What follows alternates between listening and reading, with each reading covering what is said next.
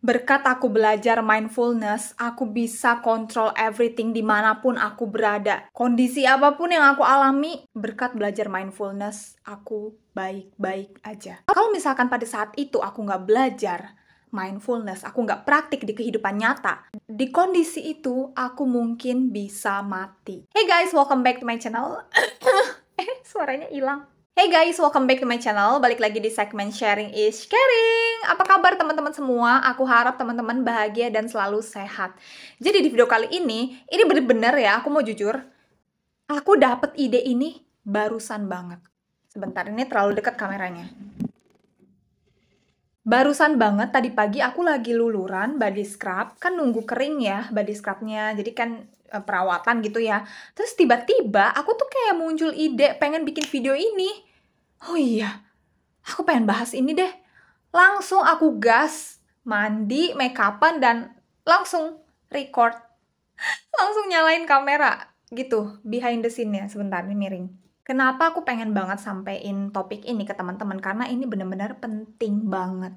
Jadi di video sebelumnya, aku kan pernah bahas betapa kita tuh penting banget harus praktek mindfulness ya. Dengan kesadaran penuh, kamu tuh harus tahu kamu lagi di mana, kamu ngapain, kondisi kamu seperti apa. Kamu harus bisa aware sama diri kamu sendiri. Ya mungkin ada pertolongan dari orang-orang, tapi kan gak ada yang bisa menolong selain diri kamu sendiri. Ini kejadian nyata di hidup aku, dan buat di thumbnail kalau kamu lihat aku hampir mati, kalian gak salah kok. Ini bukan clickbait, ini kisah nyata. Memang betul, pengalaman itu aku hampir mati. Kalau aku nggak belajar mindfulness. Gila ya. Kalau aku meleng sedikit, 1 detik aja itu bisa. Beda cerita, mungkin kalian udah nggak pernah lihat aku lagi di sini. Agak horor ya, tapi ya aku sangat excited untuk membagikan topik ini. So ya, tanpa menunggu lama, kalian enjoy video aku. Let's move on to the video. Oke, sebelum aku pengen masuk ke dalam cerita pengalaman aku, gimana caranya aku praktik mindfulness, aku pengen jelasin dulu deh, apa sih arti mindfulness? Mungkin teman-teman yang di sini kan ada yang nggak tahu nih, apa ya mindfulness? Oke, aku bacain ya. Aku ambil dari gramedia.com. Mindfulness adalah kesadaran yang muncul dari memperhatikan dengan sengaja pada saat ini tanpa menghakimi. Mindfulness adalah kemampuan dasar manusia untuk hadir sepenuhnya, sadar di mana kita berada, dan apa yang kita lakukan, dan tidak terlalu reaktif atau kewalahan oleh apa yang terjadi di sekitar kita. Mindfulness adalah tentang melatih diri kamu untuk memperhatikan dengan cara tertentu. Ketika seseorang penuh perhatian, mereka akan fokus saat ini mencoba untuk tidak memikirkan apapun yang terjadi di masa lalu atau yang mungkin akan terjadi di masa depan. Dengan sengaja berkonsentrasi pada apa yang terjadi di sekitar, mereka mencoba untuk tidak menghakimi tentang apapun yang mereka perhatikan atau melabeli hak-hak sebagai baik atau buruk. Ya, pokoknya secara singkatnya kita paham bahwa mindfulness ini merupakan kegiatan yang dilakukan dengan penuh kesadaran apa yang terjadi dalam diri kita. Jadi itu semua tuh menyatu gitu loh di dalam diri kamu. Contoh, pikiran kamu, perasaan, itu menyatu semua dan yang akan mengontrol, yang akan mengendalikan diri kamu. Dengan kesadaran penuh, pikiran, perasaan itu yang menyatu akan membawa kamu ke arah yang lebih positif. Nah, contohnya aku pengen kasih tahu sebelum aku masuk ke dalam cerita pengalaman aku sendiri ya. Contoh misalkan kamu di tempat umum, kamu di dalam bis atau angkot deh ya. Itu kan banyak orang-orang yang nggak kenal ya. Kamu nggak kenal sama mereka ya, kita gimana sih sikapnya kalau di tempat umum? Diem kan, fokus sama HP atau diem aja duduk, fokus ke tempat tujuan. Karena kamu nggak interaksi sama mereka kan, karena kamu nggak kenal sama orang-orang di angkot. Ya udah, tiba-tiba ada telepon yang masuk nih, atau chat deh, masuk di HP kamu, kamu cek dong. Tiba-tiba pacar kamu putusin kamu. Apa reaksi kamu saat itu? Kamu lagi di tempat umum. Coba aku minta teman-teman yang nonton, kamu ikutan berpikir ya. Aku suruh kalian berpikir. Coba bayangin kamu di tempat umum, di angkot, kamu gak kenal sama siapa-siapa, apalagi kamu introvert ya mungkin, gak suka interaksi sama orang di keramaian, terus tiba-tiba kamu buka chat, ada pacar kamu yang minta putus saat itu. Apa reaksi kamu? Nangis kan? Kesal, marah, meledak emosinya, gak mau terima, mau marah-marah, mau ngomel-ngomel, ya kan? Tapi kalau misalkan kamu praktik mindfulness, kamu gak akan bereaksi seperti itu.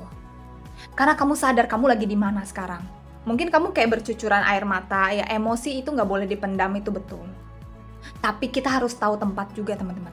Kayak aku pernah bahas deh, emotional intelligence ya, kamu cek aja videonya di sini mungkin. Kamu harus tahu kalau kamu tuh lagi di mana. Gak mungkin dong kamu marah-marah, nangis-nangis kayak anak bocah di angkot. Malu nggak sih? Malu dong ngelihat orang-orang yang di angkot, apalagi supir angkot misal ngintip, "Wih, kenapa nih penumpang gua ada yang nangis teriak-teriak, kejer-kejer?" Cuma karena apa? Diputusin pacarnya. Kalau kamu praktik mindfulness, kamu sadar kalau oke, kamu tenangin diri walaupun itu susah. Ingat saat ini kamu lagi di mana? Kamu lagi duduk di angkot, kamu genggam HP kamu, betapa emosinya ya, menahan amarah ini, oke? Kamu sadar kamu lagi di angkot, kamu gak bisa marah-marah. Nah, kalau misalkan kamu udah sampai ke tujuan, kamu udah nyampe rumah, di kamar sendirian, baru deh kamu boleh mengeluarkan emosi kamu. Mau teriak-teriak, mau nangis-nangis, itu it's okay. Karena kamu udah tahu kondisi kamu itu udah gak di tempat umum lagi. Jadi kamu sadar gitu loh, karena ini juga penting banget teman-teman. Gimana ya? Kalau buat teman-teman yang baru praktik, kamu pasti merasa kayak agak toksik. Karena apa? Kamu bersikap baik-baik aja, padahal diri kamu tuh lagi nggak baik-baik aja. Tapi ini penting banget. Kamu harus lihat kondisi, belajar untuk lebih dewasa, kontrol semuanya, kamu kendaliin. Semua kan kendali ada di diri kamu. Pokoknya apapun yang di badan kamu itu kendalinya di kamu, bukan di orang lain. Orang lain kalau berusaha untuk mengendalikan kamu, tapi kamunya aja nggak ada kemauan, susah.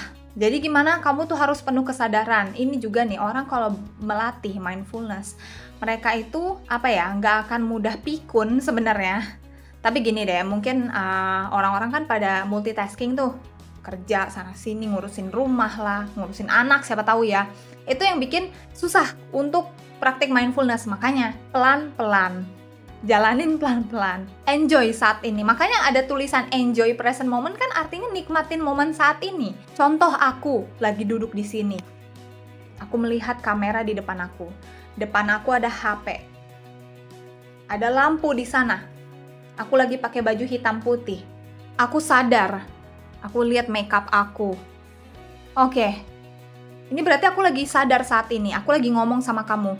Pikiran aku nggak mungkin, sate padang enak tuh, aduh nasi padang enak. Aku nggak mungkin mikirin nasi padang pas aku lagi record video gini. Yang aku pikirkan saat ini apa? Teorinya, materi yang aku sampaikan ke kamu, gitu. Kamu juga kayak lagi ujian. Misal nih, contoh nih, kamu lagi ujian matematika, aduh susah banget ujiannya di sekolah. Kamu udah mikirin, aduh pengen pulang, ntar mau bikin Indomie, kamu harus latih pikiran kamu jangan kemana-mana gitu loh. Maksudnya gini, badan kamu di sini, tapi pikirannya bukan di sini. Makanya banyak orang yang melamun, makanya banyak orang yang gak masuk materi di sekolah. Karena apa? Pikiran mereka kemana-mana. Kamu lagi melamun, badan kamu di kelas, terus kamu ditegur sama dosen. Bangun, jangan tiduran, coba jelasin materi yang saya bicarakan tadi. Kamu gak bisa jawab. Karena apa? Karena kamu gak mindfulness. Karena pikiran kamu udah, aduh pengen cepet-cepet pulang, mau ketemu Ayang, mau nonton bioskop. Halnya sebenarnya ini sederhana loh guys. Ini tuh bener, gampang kan teori mindfulness? Gampang nggak? Kuncinya apa? Cuma ingat saat ini. Kamu sudah putus dari mantan, ya udah, perasaan kamu bukan untuk mantan lagi. Perasaan kamu untuk hidup kamu saat ini, untuk diri kamu. Gimana ya biar hidup aku lebih bahagia untuk di masa depan? Ya kamu jangan stalking mantan lagi, kamu jangan kembali ke masa lalu, kamu buka chatting, waktu romantis-romantisnya sama mantan, sama gebetan, terus kamu sedih ngeliat dia udah gak chatting kamu lagi. Itu berarti kamu gak enjoy present moment, kamu masih meratapi yang sudah berlalu itu. Sebenarnya ini adalah musuh terbesar manusia loh. Aku tuh semangat banget ngomong ini ya ke kamu. Kenapa manusia nggak bahagia? Kenapa hidupnya mereka kayak gini-gini aja, ngerasa stuck, ngerasa kayak capek? Kok aku ngeliat orang happy aja, kok aku nggak bahagia? Karena apa? Karena mereka nggak menikmatin momen saat ini. Jangan mikirin terlalu jauh deh masa depan. Aduh gimana ya nanti gue ke depannya. Coba kamu jalanin dulu prosesnya sekarang. Ini sama aja kalau kamu pengen cepet-cepet wisuda, tapi kamu belum melewati semester 1 sampai semester 8. Masih banyak sebenarnya contoh-contoh kehidupan ketika praktik mindfulness. Lagi makan, kenapa dia bisa keselak? Lagi minum, kenapa dia bisa kesedak gitu. Ya itu, kamu lagi minum nih, fokus ada air yang masuk ke leher kamu, terus kamu ke distract sama orang yang bertanya pertanyaan yang bikin kamu kaget. Jadi kayak kenapa kamu gak nikmatin minum air? Pikiran kamu fokus ngedengerin dia cerita gitu. Sebenarnya itu teman-teman, kunci bahagia adalah nikmatin momen saat ini. Saat ini. Oke, jadi ini cerita aku yang udah terjadi tahun lalu. Tapi ini adalah momen amazing. Apa ya, aku gak akan pernah lupain momen ini karena aku bangga sama diri aku kalau aku tuh bisa berhasil praktek itu. Jadi di suatu hari, aku lagi diundang ke ulang tahun teman aku. Jadi dia kayak traktir aku gitulah. Makan-makan biasa aja sih sebenarnya, dinner gitu. Sebelum malam itu tiba, jadi acara dia tuh sore sih. Jadi sebelum malam itu tiba, sebenarnya pada siang hari tuh aku udah merasa nggak enak sama perut aku. Aku ini punya mah guys. Dan bener-bener posisinya mah aku tuh lagi perih banget sampai aku tuh kayak begini terus gitu. Jangan diabaikan juga sih guys, ini salah aku juga ya. Pokoknya aku memang sakit perut, agak diare dikit, tapi aku abaikan karena aku nggak enak menolak undangan teman aku kan. Aku juga kangen gitu sama teman-teman yang di sana. Udah lama nih kita nggak ketemu. Aku paksalah diri aku untuk datang ke ulang tahun itu. Ya udah, akhirnya aku mandi, dandan, terus aku pergi naik motor dianterin sama orang tua. Pas sudah sampai ke tempatnya, sebenarnya perut aku tuh udah ada sinyal-sinyal sakit tapi belum berasa kumatnya, paham nggak? Jadi aku tahu memang perut aku lagi sakit, tapi aku nggak mau dikeluhkan gitu loh, maksudnya nggak mau dirasain karena nanti makin fatal. Nanti akunya jadi uget-ugetan kesakitan. Aku udah tuh biasa aja. Aku milih makanan yang nggak pedes sama asem, itu aku hindari banget. Aku bener-bener nyari makanan dan minuman yang aman untuk perut aku. Udah tuh, kita ngobrol-ngobrol, setelah makan, muncul sinyal-sinyal yang nggak enak nih dari perut aku. Aku ke kamar mandi lah. Demi Tuhan, bener-bener di dalam toilet tuh aku kayak gini. Agak lucu sih menjelaskan ekspresinya, tapi aku tuh kayak gini. Bener-bener udah keringet dingin. Biasanya kan cewek-cewek ke toilet suka nih kita kayak ngecek alis, pakai lip tint, touch up gitu ya. Biasanya kan aku juga kayak gitu guys kalau ke toilet. Aku lihat lah lipstick aku, makeup aku gimana, bagus nggak ya. Tapi ini aku nggak ada kepikiran kayak gitu. Jalan lah sambil pegang perut. Udah kan itu di lantai 2 ya toiletnya. Aku harus turun tangga. Gila. Pada saat itu aku lagi enggak, bentar. Perasaan aku udah mulai nggak enak. Badan aku udah keliengan. Bener-bener, paham nggak sih buat teman-teman yang punya asam lambung? Seperih itu loh. Mah kalian tuh kumat. Jadi mah menjadi asam lambung. Aku juga nggak ngerti sih sebenarnya. Buat orang-orang yang ngerti penyakit, nama-nama penyakit ini boleh komen ya. Maksudnya aku ada mah, tapi jadi perih banget perut aku. Itu udah masuk asam lambung nggak teman-teman? Yaudah aku izin ke teman-teman aku untuk pulang ke rumah. Aku kasih alasan aja, aku sebenarnya bohong sama teman aku. Guys, aku pulang ya, udah dijemput mama. Padahal mama aku belum jemput. Yaudah, aku nggak mau ngeluh di depan teman-teman aku. Posisinya sekarang aku di pinggir jalan nih. Aku WA mamaku, "Ma, udah nih jemput ya." Udah biasa kan. Terus mamaku akhirnya jawab, "Ya mama lagi OTW." Selama mamaku OTW, aku kan nungguin dia di pinggir jalan. Aduh demi Tuhan, aku tuh di pinggir jalan, aku mual, mau muntah, perih, lemes, pengen duduk, pengen jongkok tuh nggak bisa. Karena kan itu posisi di pinggir jalan ya. Banyak truk lewat, udah gitu gelap, baju aku juga gelap lagi saat itu. Malam-malam banyak truk lewat, malam minggu ya, jadi rame kan di daerah sana. Motor kenceng-kenceng. Kayak aku tuh nggak ada kesempatan untuk nyebrang. Tapi memang aku nggak mau nyebrang juga sih. Cuma aku ngebayangin kalau aku nyebrang di sana gimana ya. Susah. Aku inget dong. Oke, aku kan selama ini suka sharing tentang mindfulness, tentang law of attraction ya buat teman-teman yang ngerti. Tentang hukum alam semesta. Hukum tarik-menarik, tentang pikiran yang meng-attract jadi realita, itu aku pernah ngajarin teman-teman ya. Pernah sharing lah gitu. Terus aku inget, oh ya aku kan pernah sharing ke teman-teman nih. Masa aku nggak praktek ke diri aku sendiri? Nah aku praktek nih. Posisinya udah kayak di ujung tanduk hidup aku. Di pinggir jalan itu, aku tetap menguatkan diri. Padahal aku udah begini guys. Kalau aku muntah, kasihan pedagang kaki lima di belakang aku. Ya nggak enak lah gitu, tahu diri gitu, aku tuh tahu diri gitu, walaupun sakit aku tetap nggak mau malu-maluin. Banyak lewat ya truk-truk, Habis itu aku ngomong, pokoknya aku ngomong yang baik-baik deh, berucap yang baik-baik. Aku percaya ini bakal baik-baik aja, perut aku sembuh, nggak ada yang perlu ditakutkan, everything will be okay, everything will be fine. I'm healthy, aku sehat, aku baik-baik aja, pokoknya perut aku akan sembuh. Aku ngomong dengan penuh keyakinan, aku lihat langit, posisinya aku tuh udah kayak begini-gini, shy. Aku mikir, kalau misalkan aku nggak praktek mindfulness, sebentar ini rambut, coba kamu bayangin, kalau aku nggak praktek mindfulness, kalau aku nggak inget momen saat ini aku lagi di pinggir jalan, aku lagi kelayangan, banyak banget truk-truk yang kencang, motor lewat, apa yang terjadi sama aku? Maybe I'm die. Mungkin aku bisa mati karena kegeleng. Jadi kayak posisinya ini jalanan, ini aku di sini. Kalau aku blep, udah selesai. Sumpah. Tapi dengan penuh kesadaran ya, di saat kondisi aku lagi sakit banget, aku sadar, oke, sel kuat. Tenang. Ingat kamu di pinggir jalan. Jangan muntah. Tahan gitu. Tahan, bentar lagi mama datang, bentar lagi pulang. Itu aku ngobrol sama diri aku sendiri ya, batin aku yang ngomong ya. Aku nggak ngomong kayak gini, nggak ngomong diucap. Dalam hati aku ngomong kayak gitu. Jadi aku talking, self positive talk lah ya bahasanya.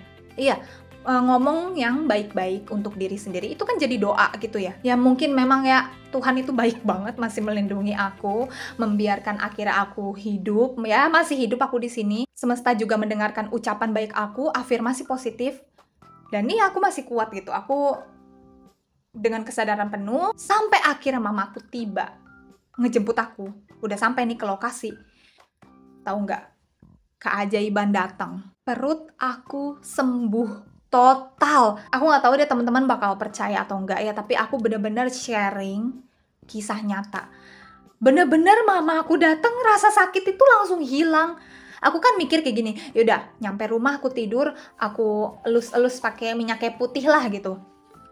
Tapi sampai rumah, selama di perjalanan gitu, kamu bayangin deh, orang kalau lagi sakit lambung, duduk di motor tuh nggak kuat kan? Bisa pingsan kan gitu duduk. Tapi ini aku nggak ada sakit sama sekali. Pas naik motor nih, ya udah kayak biasa aja ngobrol sama mama. Nggak tahu deh, ini bener-bener keajaiban Tuhan banget. Posisinya juga aku pasrah ya, kayak setelah kejadian itu aku tuh stop minum kopi sampai sebulan. Kayaknya aku takut banget sama kopi, padahal aku pecinta kopi kan. Nah itu mungkin karena salah aku juga yang terlalu berlebihan mengonsumsi kafein, sama suka telat makan. Makanya aku udah gak mau lagi minum kopi kalau belum makan. Bener-bener nyampe rumah aku baik-baik aja guys. Ya besok paginya langsung dicerna gitu loh. Besok paginya ya buang air langsung dicerna. Gak jadi muntah. Aku juga gak ngerti, rasa enaknya tuh hilang. Perih di lambung juga hilang. Makanya aku bingung, kok bisa ya? Berarti kekuatan ucapan baik yang aku bilang aku pasti sembuh, perut aku baik-baik aja, aku kuat, aku sehat, itu ngaruh banget loh teman-teman. Akhirnya aku masih hidup berkat ucapan baik dan ya Tuhan masih menolong aku. Jadi ini adalah pengalaman yang gak akan aku lupakan. Jadi buat teman-teman yang pengen praktik mindfulness, terus tiba-tiba kamu lupa, kamu tonton video ini. Share video ini sebanyak-banyaknya ke orang yang kamu sayang dan praktikkan di dalam hidup kamu.